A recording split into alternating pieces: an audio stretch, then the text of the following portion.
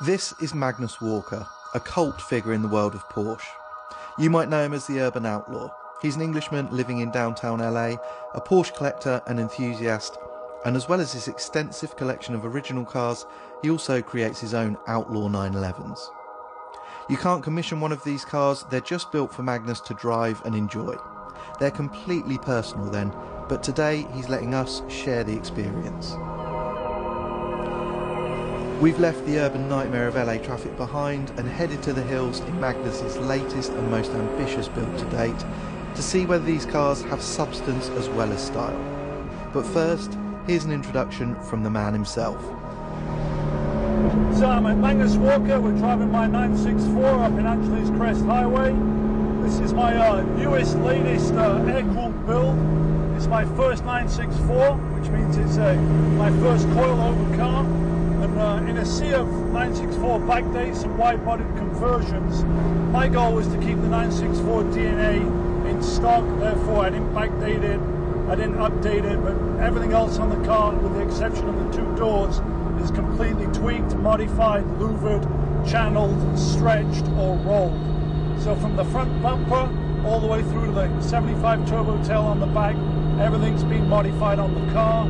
I describe it as my most performance-orientated build to date, meaning that it's lightweight, but it packs a punch.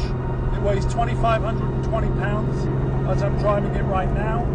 It's running on KW Club Sport suspension, Brembo Club Race brake package, and most importantly, the heart and soul, the 993 motor that was in the car when I bought it, has been punched out to 3.8 RS spec, individual throttle bodies, light flywheel, and it's putting about 300 horsepower conservatively to the ground. We're rolling on my own Outlaw 1552 wheels, 17s by 8 and 9.5, and it's just it's a real blast to drive it out here in Angeles Crest Highway, one of my favorite roads where I can be at one with the car, pedal to the metal.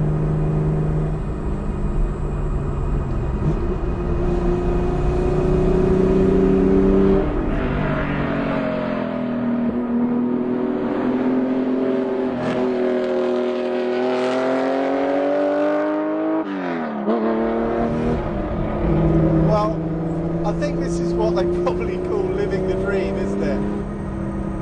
Out in California, in a proper hot-rodded 911 on this unbelievable road. So let's talk a little bit about this car and about Magnus himself, actually, because he's quite a divisive character, it seems, but I just don't get that, because he is absolutely authentic. Knows so much about these early Porsches and absolutely loves them.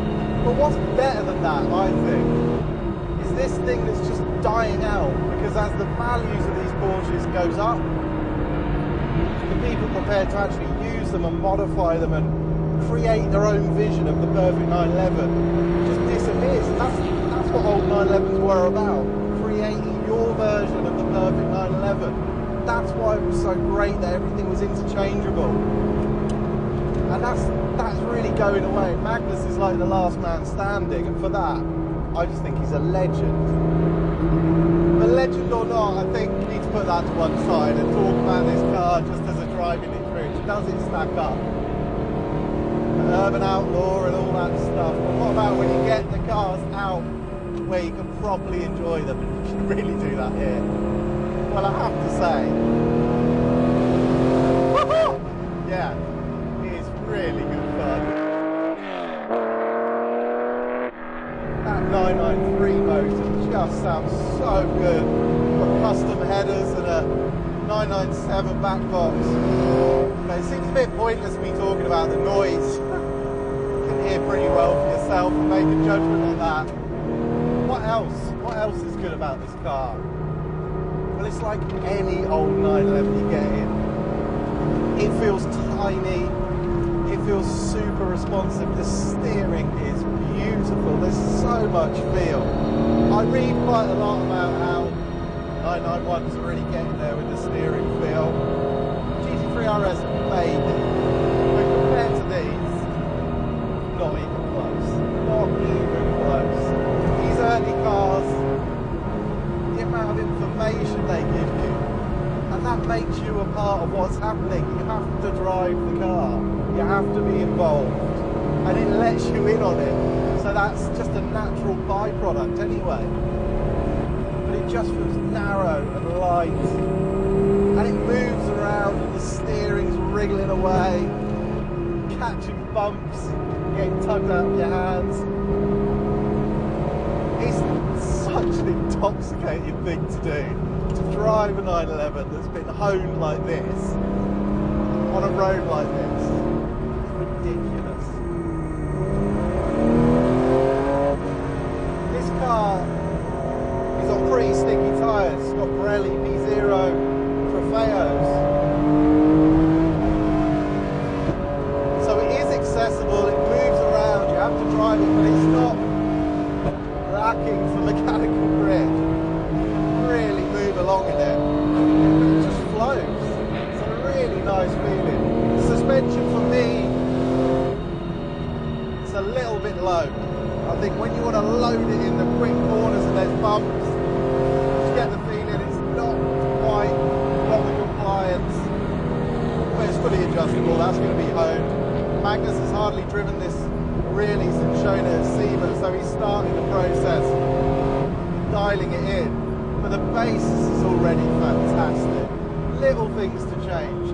The throttle pedal's a bit low, so it's hard to heel and toe. But I'm sort of splitting hairs. This thing's so much fun to drive. The brakes are fantastic. Just peel it in, peel a little understeer mid-corner, and then as you get on the power, just feel that balance shift again. It's the age-old 911 dance that they've always done, and it's always addictive. It never ever gets boring, and this is a great reminder of that. It's Magnus's own interpretation of a 964, but it's still a 964, it's still a 911, and it's awesome. It's really good fun, really good fun. Man, it feels so ridiculously glamorous driving a car like this through the hills. It gives you that weird Steve McQueen, James Dean, whoever happens to be your iconic dude. It's got all that stuff. I love it. It's great. So Magnus, you might not love all the stuff he does, but you should celebrate the fact there's people out there like Magnus still creating their own version of the perfect 911, their own hot rod, tweaking and playing with these cars, because that's what they're for. Yeah, Magnus, I salute you, mate. Good old boy. Good car. Good car. Amazing road.